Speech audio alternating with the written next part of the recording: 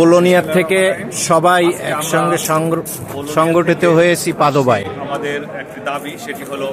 বাংলাদেশ জাতীয়তাবাদী দল জন্য আমরা এই দাবিটি করছি এই জন্য যে আমাদের দীর্ঘদিন পরিচালিত একটি কেন্দ্রীয় কমিটি থাকায় আমাদের সাংগঠনিকভাবে আমরা কার্যক্রমগুলি সঠিকভাবে করতে পারি না, শক্তিশালী করা যায় না। যাদের ভৌগোলিকভাবে এটি অনেক বড় একটা দেশ, লম্বা, তো সেই ক্ষেত্রে মিলানোকে কেন্দ্র করে যদি আমাদের একটি সেন্ট্রাল কমিটি আরেকটি দেওয়া হয়, তাহলে সেই ক্ষেত্রে আমাদের সাংগঠনিকভাবে আমরা অনেক শক্তিশালী করতে পারি, সাংগঠনিক কার্যক্রম আমাদের আরও শক্তিশালী হবে। আমরা বাংলাদেশের রাজনীতিতে আমরা এই সাংগঠনিক শক্তিশালীর প্রভাব বিস্তার করতে পারবো এবং আমরা বর্তমান আমাদের ভারপ্রাপ্ত তারেক রহমান দায়িত্বে আছেন, ওনাকে আমরা শক্তিশালী করব এবং ওনার নির্বাচনীয় যেই খুব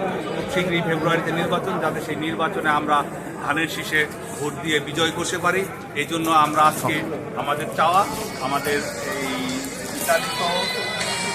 ইউরোপের যে দায়িত্বে আছেন আনোয়ার হোসেন খোকন ভাই, আমরা আনোয়ার হোসেন খোকন ভাইয়ের কাছে বিনীতভাবে অনুরোধ করব